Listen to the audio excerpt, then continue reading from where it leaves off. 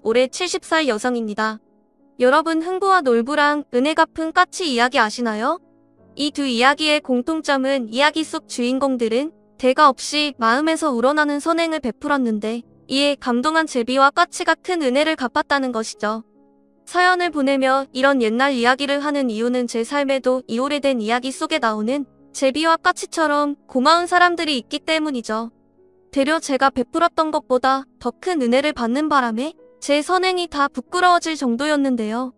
지금부터 여러분들에게 마음 따뜻해지는 제 사연을 풀어보겠습니다. 제게는 2명의 아들과 막내딸이 있습니다.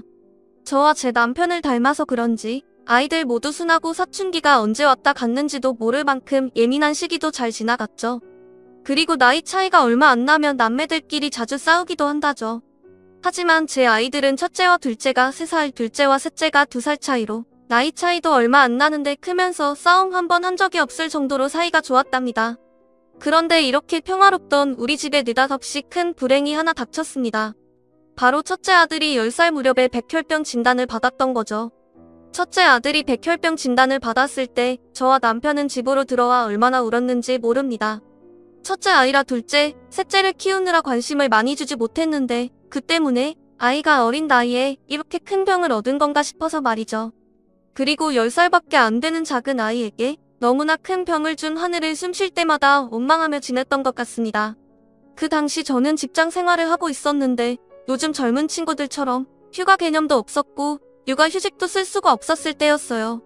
그런데 이런 환경에서 아이 3명을 키우며 직장 생활을 한다는 건 하루하루 눈칫밥을 먹는 기분이 계속 들었었죠.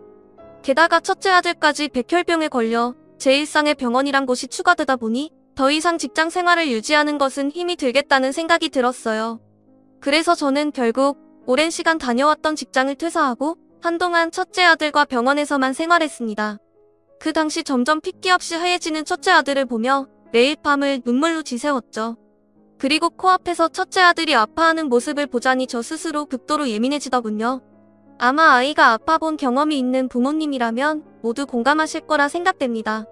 칭얼거리는 아이를 보다 보면 아이가 아픈 게 다 건강하게 나아주지 못한 엄마 잘못 같고 아이 손에 꽂혀있는 주사 바늘을 볼 때마다 저게 차라리 내 손등에 꽂혀 있었으면 좋겠다 하는 심정이 들어 하루하루가 지옥에 사는 기분을 말이죠.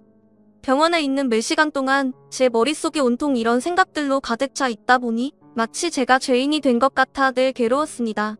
그리고 어느 날 문득 정신 차려봤더니 저는 제 죄책감을 가족들에게 화를 내며 풀고 있더라고요. 그때 둘째와 셋째가 얼마나 서러웠을지 아직도 그때만 생각하면 이제는 다 큰 제 자식들에게도 미안한 마음이 들 정도로 말입니다. 그렇게 얼마의 시간이 흐른 뒤 하늘도 우리 가족을 응원했던 건지 정말 기적처럼 첫째 아들의 백혈병이 완치되었습니다. 그때 남편과 저 그리고 첫째, 둘째, 셋째, 가족 모두가 얼마나 기뻐했는지 모릅니다. 그리고 이렇게 큰 시련을 겪고 일어나 보니 우리 가족은 어떤 일이든 함께 견뎌나갈 각오가 되어 있었어요. 첫째 아들의 백혈병은 우리 가족에게 많은 변화를 일으켰는데 그중 가장 눈에 띄는 건 제가 회사원에서 자영업자 사장님이 된 거랍니다. 저는 원래도 아이들을 참 좋아했는데 힘이 넘치는 학생들을 보면 혹시나 우리 아이들도 아프지 않고 더 건강히 자라진 않을까 하는 마음으로 초등학교 앞에 김밥집을 차렸습니다. 주 메뉴는 김밥이었지만 떡볶이, 튀김, 순대 등 학생들이 딱 좋아하는 음식들로 가득 찬 분식집이었죠. 일찍부터 애들 등교시키고 김밥집 여는 게 여간 어려운 일이 아니었지만 제게는 활력소가 있어서 가능했습니다. 바로 학교 끝나는 종소리가 들리자마자 여기저기서 뛰어나와 몇백 원짜리 떡볶이 한 컵을 들고 좋아하는 아이들을 볼 때였죠. 그 모습을 보고 있자면 제 하루의 피로가 다 풀리는 듯 했어요. 그렇게 한자리에서 10년 정도 김밥집을 운영하고 있었을 때 어느 날 손을 꼭 잡은 한 남매가 눈에 들어왔습니다. 처음에는 우연이겠거니 했는데 평일 내내 같은 시간에 나타나 같은 장소에서 제 가게를 빤히 쳐다보는 게 아니겠어요? 하루는 가게 마무리를 도와주려고 남편이 김밥집으로 오던 길에 남매를 발견했고 제 이야기를 기억했던 남편이 남매에게 말을 걸려고 했는데 후다닥 도망을 갔다고 하더라고요. 내게 무슨 할 말이 있는 건가 싶기도 했는데 집에서 기다리고 있을 자식들을 생각하니 조금이라도 빨리 서둘러야겠다는 생각이 들어 먼저 다가가 볼 생각은 하지 못했던 것 같네요. 그렇게 또 며칠이 흐르고 유독 비가 많이 오던 날이었습니다. 원래 그날은 학교에서 소풍을 가기로 한 날이었는데 비가 너무 심하게 와서 아침부터 취소가 됐었죠. 소풍 날을 미리 알고 있었던 저는 그날 아침 많은 양의 김밥을 준비해 놨었는데 소풍 취소로 인해 김밥들이 남은 채 그대로 있었죠. 저는 그 김밥들을 보며 집에 가서 애들 주면 되겠다라고 생각했고 어차피 손님도 없는데 빨리 집에나 들어가야겠다면서 가게를 정리하려 했습니다. 그런데 그때 어김없이 같은 장소에 서 있는 남매를 발견했어요. 그런데 웬걸? 오늘은 그 남매가 저희 가게로 걸어오는 게 아니겠어요? 남매가 제가 있는 가게로 한 걸음 다가올 때 저는 아이들의 모습을 보기 위해 유심히 살펴봤습니다. 그리고 아이들이 가까이 다가올수록 남매가 입고 있던 옷이 제 눈에 확 들어왔죠. 아이들을 보고 있자니 부모가 옷을 잘 안 빨아 입히는지 더러운 옷에 머리는 대체 언제 감았고 세수는 언제 한 건지 말이 다 안 나오더라고요. 남매가 점점 다가와 제 바로 앞에 섰을 때 오빠로 보이는 아이가 제게 이런 말을 하더군요. 안녕하세요, 아주머니. 혹시 저 김밥들 남은 건가요? 오늘 학생들이 소풍 간다고 해서 잔뜩 쌓아놨는데 비가 많이 와서 소풍이 취소되는 바람에 그대로 남았지 뭐니? 아, 그럼 저건 더 이상 안 파시는 건가요? 그렇지. 오늘은 더 이상 손님도 없을 것 같아서 나도 일찍 정리하고 들어가려고. 그런데 무슨 일이니? 제 질문에 한참이나 아무 말 못하고 땅만 보던 남자아이가 무언가 결심한 듯 양손으로 주먹을 꽉 쥐더니 제게 말하더군요. 그럼 제게 주실 수 있나요? 처음에는 김밥을 사겠다는 건지 공짜로 달라는 건지 구분이 안 됐습니다. 보통 제게 음식을 사려는 사람은 주세요라는 표현을 쓰는데 이 남자아이는 제게 주실 수 있나요? 라고 물으니 의아하더라고요. 그래서 저는 확실하게 물었죠. 이 김밥을 그냥 달라는 거니? 네? 혹시 남아서 버리시는 거면 제게 주셨으면 하고요. 멀쩡한 거 말고 저기 김밥 옆에 터진 것들 저런 거 주셔도 돼요. 남긴 했지만 제 아이들을 가져다 줄 거여서 잠깐 망설이던 찰나에 남매 행색이 다시 제 눈에 들어왔죠. 혹시나 이 남매가 밥을 굶은 건가 싶었고 그런 거라면 몇 개나 줘야지 하는 생각에 다시 한번 남매에게 질문했어요. 너희가 먹으려고 하는 거지? 그럼 몇 줄 주면 될까? 아니에요. 저희는 괜찮아요. 저희 할머니 드리려고요. 할머니? 네? 할머니께서 약 챙겨 드시려면 뭐라도 드셔야 하는데 저랑 민주는 아직 어려서 밥을 할 줄 몰라서요. 아이고, 이런 할머니께서 편찮으시니 너네는 뭐라도 챙겨 먹었고? 네? 지난주에 시장으로 물건 팔러 나가셨다가 다리를 다치셨는데 아직 할머니가 못 일어나고 계세요. 저희는 괜찮아요. 저희보다는 할머니가 더 배고프실 거예요. 편찮으시기 전에도 저희 먹이느라 할머니가 종종 굶으셨거든요. 그렇구나. 너희 여기 자주 왔었지? 저 앞에 서 있던 거 자주 봤던 거 같은데 그럼 나한테 김밥 달라고 하려고 계속 서 있었던 거야? 제 물음에 남매는 갑자기 또 땅을 보며 쭈뼛거리기 시작하더군요. 딱 봐도 야윈 게 이 남매도 무엇을 제대로 먹은 지 오래돼 보이는데 할머니 식사만 챙기려는 모습이 참 기특해 보였습니다. 네? 맞아요. 혹시나 오늘처럼 버리는 김밥이 있으면 부탁드려보려고 그래서 기다리고 있었어요. 그런데 아주머니 음식이 맛있는지 항상 다 팔려버리더라고요. 그런데 오늘은 많이 남았길래 용기 내서 와봤어요. 그래 잘했구나. 내가 금방 포장해 올게. 좀만 기다리렴. 저는 말이 끝나자마자 김밥 5줄을 하나하나 낱개로 포장하기 시작했습니다. 그리고는 한 봉투에 담아 남자아이에게 건넸죠. 그런데 남자아이가 이렇게 말하더군요. 아주머니, 저는 정말로 한 줄이면 돼요. 한 줄로도 너무 감사한거려. 이렇게 많이 가져가는 건 제가 죄송해서 안 될 것 같아요. 아니다, 애야. 어차피 내가 오지 않았으면 팔지도 못하고 다 버려서 하는걸. 내가 아침부터 힘들게 산 건데 내가 가져가서 할머니랑 동생이랑 맛있게 먹어주면 그게 이 아줌마한테는 더 좋은 거 아니겠니? 그래도. 남자아이가 어물쩍거리자 옆에 있는 여자아이가 제 오빠 옆구리를 쿡 찌르며 말했습니다. 오빠, 나 배고파. 하고 말이죠. 여동생의 말에 남자아이는 그럼 2줄만 가져가겠다고 고집을 부렸는데 저는 내가 정 그렇다면 어쩔 수 없구나 하고 나머지 3줄은 여동생의 옷주머니에 넣어뒀죠. 그러자 여자아이가 세상을 다 가진 것처럼 활짝 웃는데 그 모습에 괜히 울컥하더군요. 그렇게 저는 뒤돌아서 가는 아이들의 뒷모습을 보며 내일 또 오렴? 이라고 말했고 남은 김밥 3줄을 챙겨 제 아이들에게 주기 위해 집으로 돌아갔습니다. 하지만 제가 마지막에 했던 당부와는 다르게 다음날 아이들은 나타나지 않았죠. 다음날, 그리고 또 그 다음 날에도요. 내심 서운했던 저는 할머니가 이제는 움직일 수 있어서 애들 밥을 차려주시는 건가? 하고 생각하고 있었는데 갑자기 제 머릿속으로 그날 남자아이의 말이 번뜩하고 스쳐 지나가는 게 아니겠어요? 오늘처럼 버리는 김밥이 있으면 부탁드려보려고 기다리고 있었어요. 이 말입니다.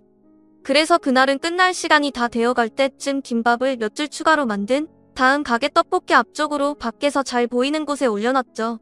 그리고 어느 정도 기다렸을까? 어둠 사이에서 남매가 손을 꼭 잡고 나타나는 게 아니겠어요? 안녕하세요. 지난번에 주신 김밥은 할머니께서 잘 드셨어요. 저랑 동생도 잘 먹었고요. 할머니께서는 다행히 이제 조금씩 거동도 가능하시게 되었어요. 곧 다시 일도 나가신다고 하시고요. 하면서 계속 이 말 저 말 이어나가더군요. 남매를 다시 볼 수 있게 돼서 저도 내심 기뻤는데 이 아이도 그런 것 같았죠. 그래서 저는 아이의 말을 가만히 들어주다가 이렇게 말했습니다. 그런데 오늘도 김밥 이렇게 남아버렸지 뭐니? 혹시 너희 밥 안 먹었으면 가져가서 먹을래? 우리 애들은 엄마가 김밥 장사를 해서 그런지 질린다고 안 먹지 뭐니? 그래도 되나요? 안 그래도 제 동생이 계속 배고프다고 해서요. 이것도 남아서 버리시는 거죠? 이번에도 저기 옆구리 터진 김밥으로 주세요.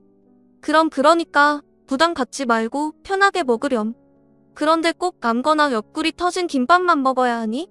아줌마가 저녁 차려줄 테니까 내일부터 와서 먹는 게 어때? 아, 마음은 너무 감사한데 괜찮습니다. 할머니께서 남들에게 피해 끼치는 일은 하지 말라고 하셔서요. 그렇구나. 그럼 너희들 이름 좀 알려줄래? 내가 외우고 싶어서. 저는 이철구, 동생은 이민주예요. 아주머니 오늘 김밥 정말 감사합니다. 할머니가 걱정하셔서 이만 들어가 봐야 할 것 같아요. 이렇게 말하고 꾸벅 인사를 하더니 뒤돌아 후다닥 가는 철구와 민주를 보니까 착한 아이들 같아서 유독 더 마음이 아팠습니다. 그리고 그 뒤로도 3번 정도 아이들이 더 다녀갔었죠.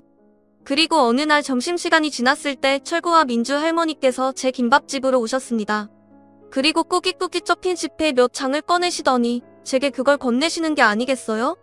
그러면서 철구와 민주에 관해 이야기해 주시는데 저도 모르게 속이 상하더군요. 철구와 민주 아버지는 알코올 중독자인데다가 술만 마시면 아내를 폭행했다고 하네요. 그리고 그런 남편을 더 이상 참을 수 없었던 철구와 민주 어머니는 애들이 자고 있을 때 도망을 갔다고 했습니다. 그리고 이 모든 상황을 난 할머니께서는 아이들을 알코올 중독자 아버지 품에 둘 수 없었고 아들 집까지 직접 가서 철구와 민주를 데리고 왔다고 합니다. 그런데 본인이 나이가 있어서 그런지 요즘 부쩍 다치고 자주 아파서 아이들을 잘 돌보지 못했다고 하셨어요. 그런데 때 맞춰 용돈을 준 적도 없는데 언제부턴가 집에서 김밥을 먹고 있길래 자초지종을 물어봤다고 하네요. 그랬더니 김밥집 사장님께서 팔다 남거나 팔 수 없는 상태의 것들을 골라서 주셨다면서 훔친 거 아니라고 했다더군요. 그리고는 할머니의 마지막 말씀에 저는 눈물이 흐르고 말았습니다. 그런데 애들은 아직 어려서 잘 모르는데 저는 알 수 있었답니다. 마음씨 좋은 사장님께서 일부러 아이들을 위해 담은 음식인 척 주셨다는 것을요. 이 김밥집에서 우리 집까지 아이들 걸음으로 꽤 걸리는데 집에 와서도 따뜻하게 먹을 정도였으면 아마도 사장님께서 아이들한테 주기 직전에 만드신 게 아닐까 생각했거든요. 그리고 여기서 꽤 오래 김밥을 말아오셨을 텐데 김밥 옆구리가 그렇게 많이 터질 리가 있나요? 김밥이 터질 만큼 안에 재료도 꽉 차게 넣으셨던 거려. 정말 고마워요. 아이고 아니에요. 당연한 거려. 자식 키우는 엄마가 어떻게 굶고 있는 아이들을 그냥 두고만 보나요? 저는 당연한 일을 했던 것뿐인 거려. 마음 같아서는 가게 안에서 따뜻한 국물에 밥 한 끼 챙겨주고 싶은데 매번 거절하니 무슨 방법이 없을까요? 할머니랑 이야기하던 중 저는 좋은 방법을 하나 생각해냈습니다. 바로 할머니가 다듬어서 시장에 파시는 나물을 제가 사는 걸로 하고 아이들한테는 나물값 대신에 밥을 차려준다고 하는 거였죠. 그 당시 할머니께서는 몸이 아주 편찮으셔서 실제로 나물을 다듬거나 하시지 못했지만 아이들한테는 그렇게 말해서 부담을 덜어주기로 한 거였습니다. 아이들 할머니께서는 제게 연신 고맙다고 제 손을 잡으며 말씀하셨고, 실제로 할머니께서 기운이 있으신 날은 나무를 다듬어서 가지고 오시곤 하셨죠. 이런 제 방법은 통했는지 아이들은 그 뒤로 김밥집에 와서 저녁을 먹었습니다. 아이들이 집에 가는 길에 제가 반찬이나 할머니 저녁 식사도 챙겨서 보냈고요. 그 당시 저도 넉넉한 형편은 아니었지만 제가 할 수 있고 또 제일 자신이 사는 음식으로 누군가에게 따뜻한 밥 한 끼를 대접할 수 있다니 그걸로도 전 세상에 둘도 없는 부자가 된 기분이었습니다. 또 고맙게도 남편과 제 아이들 3명도 다 제 뜻에 따라 주었죠. 그렇게 남매에게 밥을 해준 지 연 6년 정도 되었을 때, 그러니까 철구가 15살, 민주가 13살 되던 해 할머니께서는 돌아가셨습니다. 6년이란 시간 동안 남매 할머니와도 정이 많이 쌓였던 터라 할머니 장례까지 저희가 도와서 치렀었죠. 이제 철구와 민주에게 가족은 우리 가족들 뿐이었습니다. 그렇게 저는 아들 2명, 딸 1명에서 어느 순간 아들 3명, 딸 2명으로 5명의 엄마가 되어 있었죠. 저와 남편은 철구와 민주 학교 입학식이며 졸업식에도 다 참석했고 어딜 가든 철구와 민주 보호자 역할을 자처하며 같이 다녔죠. 이런 제 모습을 보면 제 자식들 3명이 질투를 할 수도 있었겠지만 하나같이 다 심성이 착해서 그런지 오히려 저보다 철구와 민주를 더 챙기고 들어 항상 감사한 마음뿐이었죠. 가지 많은 나무, 바람 잘 달 없다라는 말이 있듯이 5명이 되는 아이들을 살피며 하루하루 지내고 있을 때 예상 밖의 일이 일어났습니다.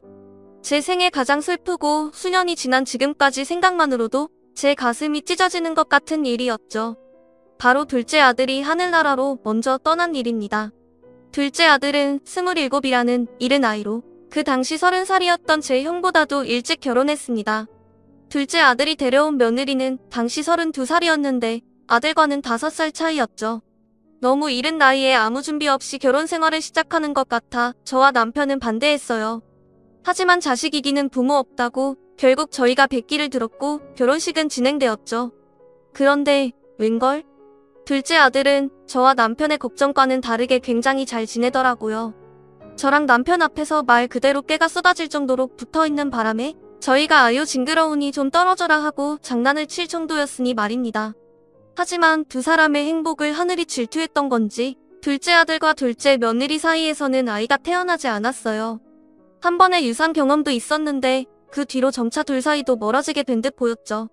유산으로 인해 우울증에 온 며느리는 정신이 어디 팔려있기라도 한 듯 여기저기 돌아다니고 갑자기 이것저것 물건들을 거침없이 사들이더군요. 어느 날 둘째 아들 집에 가봤더니 가격표를 떼지도 않은 옷들이 거실에 뭉텅이로 쌓여있고 며느리는 그 옆에서 술만 마시고 있더군요. 그때 그 장면은 아직도 잊혀지지 않을 정도였죠. 그리고 나중에는 둘째 아들이 절 찾아와 아내가 우울증으로 쇼핑 중독과 알코올 중독이 같이 왔는데 빚도 쌓이고 아내 건강도 점점 나빠지는 게 보여요. 그런데 이 모든 게 다 내 잘못인 것 같아. 집에만 들어가면 숨쉬기가 힘들어요. 라고 말하더군요. 게다가 아내가 저만 보면 유산된 아이가 떠올라서 힘들다고 해요. 그러면서 저한테 이혼해달라는데 어떤 게 옳은 선택인지 모르겠어요. 라고 하더니 펑펑 우는 게 아니겠어요.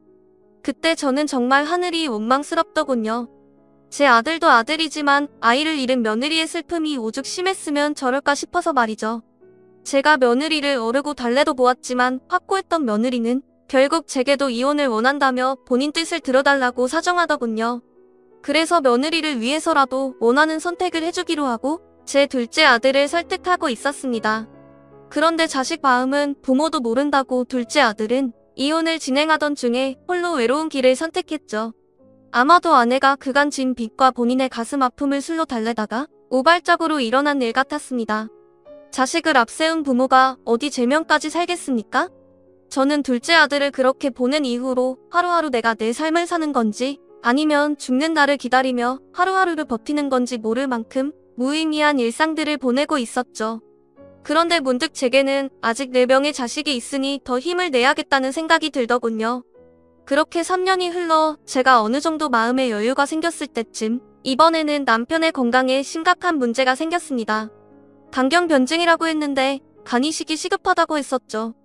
그간 남편이 복수가 차는 것 같다는 느낌도 받았다 하고 다리도 좀 붓는 것 같다며 자주 말했었는데 자식들이랑 일에 정신 팔려 남편의 건강을 신경 쓰지 못했습니다. 그런데 생각해보니 3년이란 시간 동안 둘째 아들의 죽음 이후 저는 슬픔에 장사도 안 나가고 집에서 펑펑 울며 마음껏 슬퍼도 해봤습니다. 그러다 보니 안 풀리면 집 안에 있는 걸 다 집어던지면서 대성통곡도 했었어요. 그리고 그뿐이게요. 제 눈치를 보며 멀뚱히 있는 남편에게 당신은 감정도 없어? 아들이 죽었는데 아무렇지도 않아? 라며 막말도 퍼부었죠. 그런데 남편이 아프고 나서 생각해보니 저는 둘째 아들의 죽음에 마음껏 슬퍼라도 했지만 남편은 그러질 못했더군요. 가장으로서 남은 자식들을 살피고 또 자식 잃은 아내를 달래주느라 정작 남편은 슬퍼할 순간이 없었던 거죠. 그리고 그러다 보니 속병이 나서 갑자기 이렇게 건강이 악화했나 싶더라고요. 참 제가 나쁜 아내죠. 자식을 잃었는데 어찌 아빠라고 아무렇지 않을 수 있었겠습니까? 이 착하고도 바보 같은 사람은 그저 속으로만 울고 있었던 건데 그걸 모르고 그렇게 막말을 했으니 당연히 아프고도 남았겠죠. 그래서 저는 당시 아무 생각도 하지 않고 오로지 남편 건강에만 신경 썼던 것 같아요.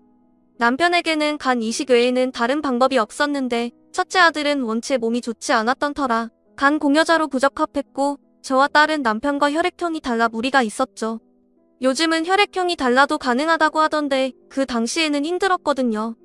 그리고 혈액형이 같고 건강했던 둘째 아들은 3년 전에 하늘나라로 가버려서 저희에게는 희망이 없었죠. 그런데 그때 철구가 남편과 제가 있던 문을 열고 들어와서 이런 말을 하는 게 아니겠어요? 아저씨 몸은 좀 어떠세요? 아저씨 제가 생각 많이 해봤는데 저도 공여자 검사해보려고요.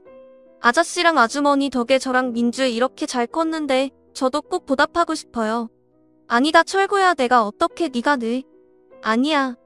아저씨 제가 이렇게 잘 큰 건 다 아저씨랑 아주머니 덕분이라니까요. 제가 친가족이 아니어서 거절하시는 거예요? 만약에 그렇다고 하면 저 너무 서운할 것 같아요. 그러니까 저 서운하지 않게 제 뜻 받아주세요. 라고 말이죠.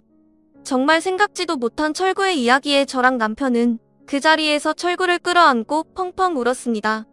10살도 채 되지 않았던 아이가 언제 이렇게 성인이 돼서 그간 은혜를 갚겠다며 그 큰 수술도 괜찮다고 하는 건지 정말 감사하고 또 감사할 따름이었습니다. 또 공여자 검사에서 수술이 가능하다는 통보를 받았을 때 저랑 남편보다 더 기뻐하는 철구를 보며 세상에 이런 천사가 또 어디 있을까 싶더라고요. 그리고 그날 밤 저는 남편의 병실에서 창밖을 보며 하늘에 계시는 철구 할머니께 오랜 시간 눈물로 감사하다며 인사를 했죠. 남편이 가족이 아닌 철구에게 간 이식을 받는 과정은 꽤 까다롭고 복잡했습니다. 남편과 철구가 어떤 관계인지 얼마나 오랜 시간 동안 관계를 유지했는지를 증명했어야 했었죠. 하지만 다행스럽게도 저와 남편은 철구의 중학교, 고등학교 또 대학교 입학식과 졸업식을 모두 함께 했던 터라 그 당시 찍었던 사진과 몇 가지 내용들을 더 첨부해 수술을 진행할 수 있게 되었어요. 수술을 마친 후 저는 철구에게 달려갔고 마취가 풀려 비몽사몽인 철구에게 말했어요. 철구야 고마워. 다 내 덕이야. 모두 내 덕이란다. 이렇게 무사히 나와줘서 정말 고맙구나. 난 행여 너한테 무슨 문제라도 생길까봐 얼마나 걱정했는지 모른다. 어린 너에게 이렇게 큰 짐을 지게 해서 미안해. 그리고 정말 고맙구나. 이 고마움을 어찌 갚아야 할지. 하늘에 계신 내 할머니께는 또 어떤 사죄의 말을 드려야 할지. 아주머니 제가 어리다뇨? 이제 곧 결혼할 나이인거려. 그리고 은혜라뇨? 아주머니랑 아저씨 없었으면 저도 지금 이 자리에 없는거려. 제가 이 자리에 있을 수 있었던 건 다 두 분 덕분이에요. 그러니 당연히 이 일도 제가 해야 하는 거 아니겠어요? 전 형이나 누나가 가능했어도 분명 제가 한다고 했을 거예요. 아 그리고 저 수술 중에 꿈을 꿨는데 할머니께서도 제게 잘했다며 제 머리를 쓰다듬어 주시고 가셨는거려. 이렇게 제가 은혜를 갚을 수 있는 기회 주셔서 감사할 뿐이에요. 이렇게 말하고는 마취가 덜 풀렸는지 스르르 다시 잠드는 철구의 얼굴을 저는 하염없이 만졌습니다. 그리고 자는 철구 위에 고마워 고마워 철구야 라고 속삭였죠. 그렇게 철구 덕에 제 남편은 두 번째 삶을 살아갈 기회가 생겼습니다. 그리고 철구와 민주는 어렸을 적부터 입버릇처럼 저희는 아주머니 아저씨처럼 꼭 누군가를 도와주는 삶을 살고 싶어요. 그리고 할머니도 꼭 그러라고 하셨고요. 그게 두 분께 받은 은혜를 갚는 거라면서 말이죠. 저희는 최대한 많은 사람을 도와주는 것이 꿈이에요. 라고 말하곤 했는데요. 그 꿈을 이루기 위해서 그랬는지 철구는 소방관 민주는 간호사가 되었습니다. 저로 인해 꼬마같던 아이들이 누군가를 도와줘야 한다는 큰 꿈을 꾸고 그로 인해 본인들의 미래까지 결정하는 모습을 쭉 보고 있자니 괜히 제가 다 뿌듯하곤 했었죠. 그리고 철구는 소방관 일이 딱 천직인 듯 했습니다. 근무 날마다 무사하길 바라는 제 속도 모르고 어찌나 동해 번쩍 서해 번쩍 다니던지 가끔은 제 마음을 몰라주는 철구가 미웠던 적도 있었어요. 그런데 그때마다 아주머니가 저 어렸을 적에 워낙 잘 먹여놔서 제가 동료들보다 힘이 몇 배나 더 센 걸 어떻게 해요? 라면 능청맞게 웃어대는데 그 능청맞음을 이길 수는 없겠더군요.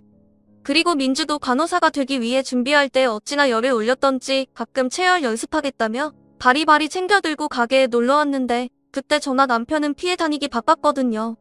그럴 때마다 아무것도 모르고 제 가게로 방문한 첫째 아들과 막내딸이 실험 대상이 되긴 했지만 열심히 하는 민주가 눈에 보였는지 다들 눈을 꽉 감은 채 팔을 내주었죠.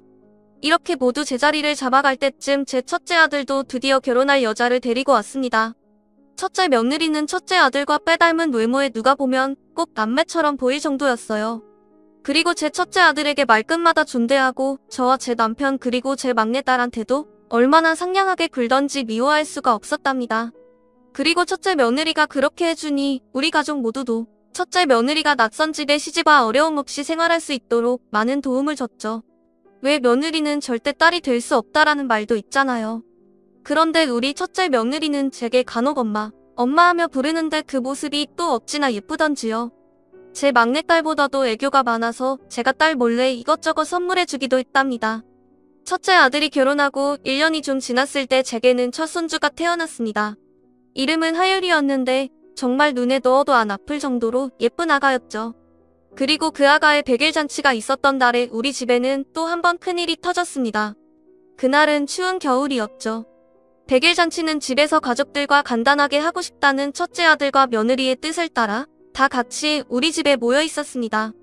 한 가족과 다름없었던 철구와 민주도 당연히 불렀는데 철구는 당직이 걸려서 못 왔고 민주는 조금 늦게 도착한다는 연락을 해왔죠. 그렇게 철구와 민주 없이 100일 잔치가 시작되고 식사를 하고 있었죠. 그때 첫째 아들이 100일 기념으로 친구가 떡을 해줬다면서 잠시 친구를 만나 떡을 가져오겠다며 나갔습니다. 한 30분 정도 흘렀을까? 첫째 아들은 떡을 들고 허겁지겁 뛰어들어오더니 친구와 길이 엇갈려 오래 걸렸다고 설명하더군요. 그러고는 화장실에 들어갔는데 안에서 계속 쿵쿵거리는 소리가 들리는 겁니다. 이게 무슨 소리인가 싶었는데 느낌이 이상했던 저는 화장실 문 안쪽을 밀어봤더니 글쎄 첫째 아들이 가슴을 움켜잡고는 쓰러져 있는 게 아니겠어요? 화장실 문이 첫째 아들의 허벅지에 닿는 바람에 활짝 열리지도 않은 상태였고 아무리 힘을 써도 꼼짝 않는 문에 저는 그 자리에 주저앉아서 소리를 질러버렸죠.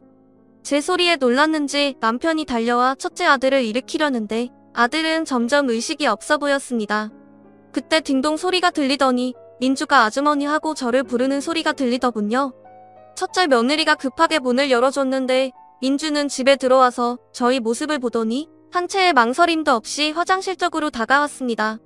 그리고 저에게 아주머니 119에 빨리 신고해주세요. 빨리요.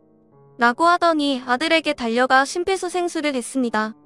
그렇게 몇 분의 시간이 흘렀을까요? 민주는 제 몸보다 훨씬 큰 제 첫째 아들에게 땀을 뻘뻘 흘려가며 구급대원이 올 때까지 계속해서 심폐소생술을 했죠. 민주가 쉬지 않고 심폐소생술을 한 덕분에 첫째 아들은 다행스럽게도 구급대원이 오기 직전에 의식이 돌아왔습니다. 그리고 민주는 구급대원이 오자 상황을 설명했죠. 또 저랑 같이 구급차를 타고 병원까지 갔는데 그 사이 동안 제게 걱정하지 말라며 계속 저를 다독여줬고요. 첫째 아들의 조치는 생각보다 빨리 끝났고 민주와 함께 첫째 아들을 병원에서 데리고 나와 집으로 데려다 주었습니다. 그리고 저는 민주와 단둘이 있을 때 민주의 손을 꼭 잡고는 고맙다며 눈물을 흘렸습니다. 민주야, 너 아니었으면 동규 어쩔 뻔했니? 동민이에요. 동규까지 아무것도 해보지 못한 채 하늘로 보낼 뻔했다.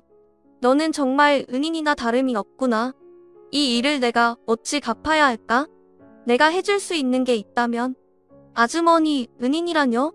아주머니가 없었으면 제가 어떻게 간호사가 돼서 동규 오빠를 지킬 수 있었겠어요. 아주머니, 저 실은 아주머니에게만 처음 말씀드리는 건데 저는 아주머니네 가족들 지켜주고 싶어서 그래서 간호사가 된 거예요. 아주머니도 아시겠지만 어린 나이 할머니를 보내고 나니까 할머니 옆에서 아무것도 할 수 없었던 제 모습이 너무 쓸모없는 존재처럼 느껴지더라고요. 무서운 아버지한테서 저랑 오빠를 구해준 게 할머니셨는데 그래서 어린 나이였지만 할머니 장례식장에서 염치가 없어 울지도 못하겠더라고요. 그리고 그때 다짐했어요. 제 주변 사람들 누구든 위험한 상황이 생겼을 때 도와줄 수 있는 사람이 돼야 하겠다고요. 그래서 그때부터 제 꿈은 간호사였고 그 꿈 덕분에 오늘 동규 오빠를 살릴 수 있었죠. 아주머니께 받은 사랑 중 오늘 아주 작은 일부만 갚은 거로 할게요. 그러니까 제게 뭔가를 새롭게 해주셔야 한다는 생각은 절대 하지 않았으면 좋겠어요. 전 당연히 제가 할 일을 한 것뿐이니까요. 민주의 말을 듣는데 어찌나 눈물이 나던지. 민주의 말 중간부터는 민주가 흐르는 제 눈물을 닦아주며 말했죠. 그리고 저는 제 얼굴에 있던 민주의 손을 제 손으로 감싼 다음 제 뺨을 꾹 누르며 말했습니다. 민주야, 내 오빠는 내 남편한테 간이식을 해주고 민주 너는 내 첫째 아들을 살려주고 너희들은 내게 갚는다고 하지만 나는 이미 넘치고도 넘치게 받았단다. 정말 이 모든 걸 감사해서 어찌해야 할지. 내가 너희 남매한테 정말 고마워서 뭐라도 할 말이 없구나. 정말 고맙구나. 정말 고마워. 라고 말입니다. 철구 민주가 어렸을 때 제게 했던 행동들은 뭘 바라고 한 행동이 절대 아니었는데 이 녀석들이 언제 벌써 이렇게 다 컸을까요? 은혜를 갚겠다며 제가 해준 밥보다 몇 배, 아니 몇천 몇만 배 가치가 있는 일들을 해주고도 당연한 일을 했다고 하는 거 보면 말입니다. 정말 기특하다는 생각밖에 안 들었습니다. 그날 이후 저는 가족들이 이렇게 평안하게 지내는 하루하루를 소중하게 느끼게 되었습니다. 또 철구와 민주 같은 천사를 제게 남기고 간 철구와 민주 할머니께도 매일 감사하며 지내고 있었죠. 그런데 인생은 왜 이렇게 좋은 일과 슬픈 일이 교대로 일어나는지요. 민주에게 다급한 전화가 와서 받아보니 철구가 현장에 나갔다가 교통사고를 당했다고 하더군요. 그때가 새벽 3시쯤 됐었는데 저랑 남편은 잠옷에 겉옷만 걸쳐 입고서는 급히 병원 수술실로 갔죠. 수술실에 가보니 민주는 수술실 앞 의자에도 앉지 못하고 의자 옆 바닥에 쭈그려 앉아서는 벌벌 떨고 있었어요. 민주야, 이게 무슨 일이라니? 철구는 어떻게 된 거야? 저와 남편을 보더니 민주는 병원이 떠나가라 울기 시작했죠.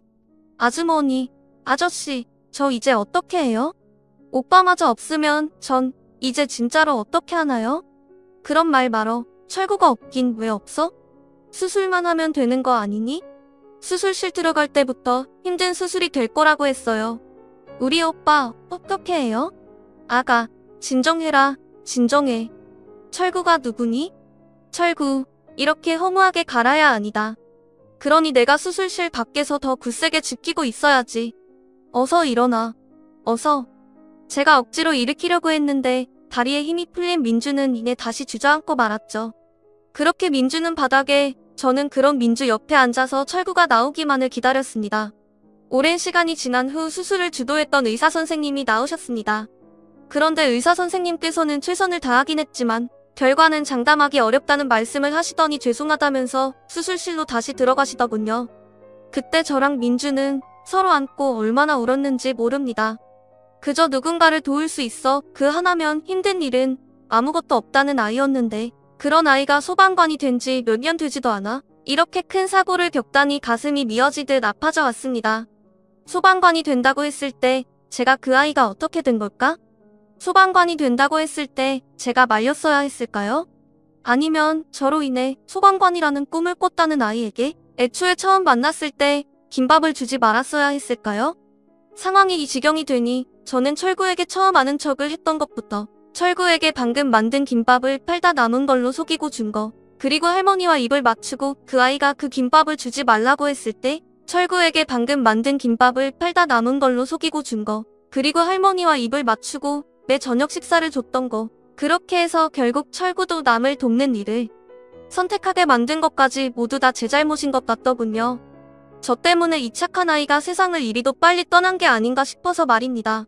이런 제 생각이 머릿속에 맴돌고 제가 죄책감이 시달려온 몸에 맥이 다 풀릴 때쯤 우리 철구는 뇌사 판정을 받았습니다.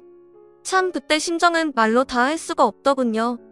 좋은 일을 하고 남을 위해 살고 또 남의 목숨을 구하며 사는 사람에게는 여러 개의 목숨을 줘도 될 텐데 말입니다. 우리 철구를 이렇게도 험악하게 데려간 모든 것들이 다 미워지더군요. 그리고 저는 병원에서 또 한 번 대성통곡을 하고 말았습니다.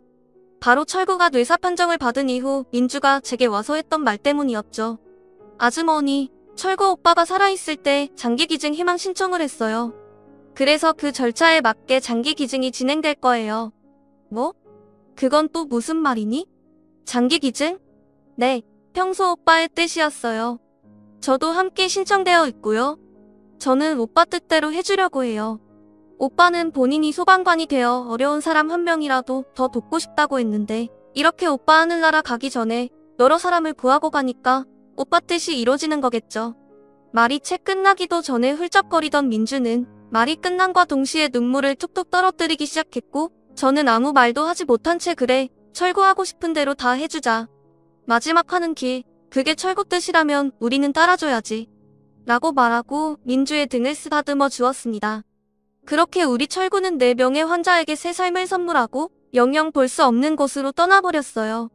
항상 누군가를 돕는 게 본인의 사명이고 살아가면서 제일 뿌듯하다고 말했던 착하디 착한 아이였는데 마지막 가는 길까지 그 뜻을 이뤘으니 하늘에서도 마음 편히 있을 수 있겠죠. 그리고 철구와 작별 인사를 하고 1년이 좀 넘은 오늘은 바로 민주의 결혼식 날이었습니다. 민주는 제 오빠만큼이나 훌륭한 신랑감을 데려왔었는데 그 덕분에 저와 남편은 아무 걱정 없이 민주를 보낼 수 있었지요. 부모가 없는 민주를 대신해 민주 예비시댁에 양해를 구한 뒤 저와 남편이 상견례도 나가고 오늘 결혼식에서는 혼주석에도 앉았습니다. 그리고 제 남편은 저를 만나서 제 마음을 다시 한번 말해드렸습니다. 그리고 제 오빠 손을 잡고 입장했으면 좋았을 테지만 오늘 제 남편의 손을 꼭 잡고 신부 입장을 했고요. 하얀 드레스를 입은 민주를 보자니 갑자기 철구가 생각나 어찌나 눈물이 나던지요. 그래도 민주를 축복해주는 날이니 눈물은 최대한 참자하고 버티고 있었는데 저는 예식의 어느 한순간 눈물이 터져버렸습니다. 바로 양가 부모님께 인사할 때였죠. 민주와 민주 남편이 제게 인사를 하고 그런 민주를 제가 안아주는데 민주가 제게 이런 말을 하더군요. 고마워요. 어머니라고 말했죠. 그리고 제가 그 말을 듣고 그가 제게 말한 것은 민주가 제게 이런 말을 하더군요. 고마워요. 어머니라고 말이죠. 그때 저는 그래 내 딸아 꼭 행복하게 잘 살아야 돼라고 했는데 저와 민주 그리고 저희 대화를 듣던 남편과 민주 남편마저 결국 울음바다가 되고 말았습니다. 그리고 그렇게 눈물의 결혼식이 끝난 후 저는 마치 막내딸을 시집 보내는 기분이 들더라고요. 그래서인지 괜히 서운하고 허전하기도 하고 또 이렇게 잘 키워 결혼까지 시켰다는 감정이 북받쳐올라 눈에는 하루 종일 눈물이 고여 있었어요. 그리고 어느 정도 제 마음을 진정시킨 후 이렇게 제 딸아이를 통해 사연을 적고 있습니다. 저는 평소에도 일기를 많이 쓰는데 오늘 문득 혼자 일기장에 자필로 적으니까 우리 철구가 듣지 못하는 건 아닐까 하는 생각이 들어서 말입니다. 오늘은 철구 동생 민주의 결혼식 날이었는데 오늘 민주의 결혼식만큼은 철구가 꼭 알았으면 해서요.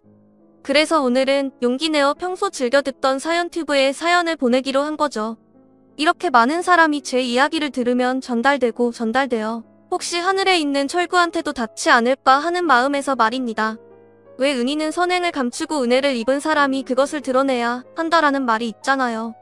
저는 얼마 전 이 명언을 알게 되었는데 이 명언을 머릿속으로 되뇌다 보니 제 인생 그리고 우리 가족에게 큰 은혜를 주었던 철구 그리고 민주가 우리 가족뿐 아니라 많은 사람에게 알려졌으면 좋겠다는 생각이 들더군요. 어린 나이에 많은 고난을 겪고 또 그 나이에는 본인에게 다가온 선행을 당연하단 듯이 받아들일 수도 있었을 텐데 철구와 민주는 전혀 그러지 않았죠. 그리고 되려 마음속 깊이 기억하고 본인들이 받은 것 이상으로 남들에게 보답하며 산다는 이 천사 같은 아이들의 착한 마음씨를 널리 알리고 싶었습니다. 한 사람의 선한 행동이 다른 일의 선한 행동으로 만들고 여러 일반적인 선행이 모여 더 큰 선행을 만든다고 하던데 오늘 철구와 민주 이야기를 들은 사연튜브 구독자 여러분들께서도 저와 꼭 같은 뜻이길 바라며 이만 긴 사연을 마무리하겠습니다. 제 긴 이야기를 끝까지 잘 들어주셔서 정말 감사합니다.